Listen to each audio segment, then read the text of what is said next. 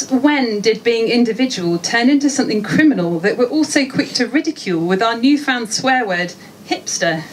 Because the way we spit this millennial slur, you'd think you're never more than 3 feet from a genuine hipster. But surely this is just the on-the-hob coffee pot calling the coffee pot black. Because no matter how many independent cafes we visit for a chai latte hit while clad in stripes or checks on a break from the startup or design desk, no one actually thinks they're a hipster. So rather than bashing the other and each other, instead I move we reclaim the word hipster. Not the moustaches on mugs, the pugs not drugs, organic cotton tote bags, microbrew beers, dish-stretched ears, Instagram filters, weed-filled Rizzlers, or antique finds at triple in price because they're sold inside the M25 or labelled vintage, or worse, retro. I'm reclaiming listening to vinyl, not because it's bought from Stoke Newington, but because it makes me stop and listen to whole unshuffled albums crackling with scratches scored by my mum, whose records record the sound of our home.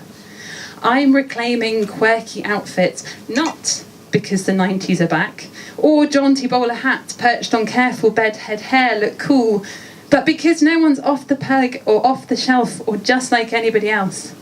Underneath your clothes, there's an endless story. So who wants the same front cover when you can tell your tale in multicolour or cord or double denim and spin your yarn however you see fit? Because the taller your tail, the quirkier your outfit.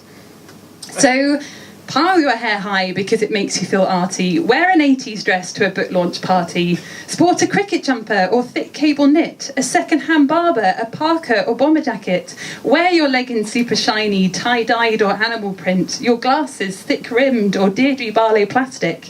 If it feels like you, as only you are, it doesn't matter how indie or scenester your style repertoire. Okay. Top knots were atop 18th century heads, and back then hipsters looked to the 17th century instead. And sure, monks were the first to rock the bowl cut, and any facial hair you try, your dad's already done that look. But it's still worth striving to find something new, to seek things out that hardly anyone knows, be they shops or bands or gift-filled sites, pop-up restaurants or museum late nights. Because why settle for queues, crowds and stadium arenas when you can have basement gigs, open mic nights and above the pub theatres? So I propose to you, rightly on the wrong side of the bell curve, for the sheer joy of words, let's take this one back. Let's stop the attack and reclaim the word hipster. Stop it being something sinister. Because if making the everyday that bit more bearable, experimental or just plain fun makes you a hipster, then hands up. I actually think I'm one.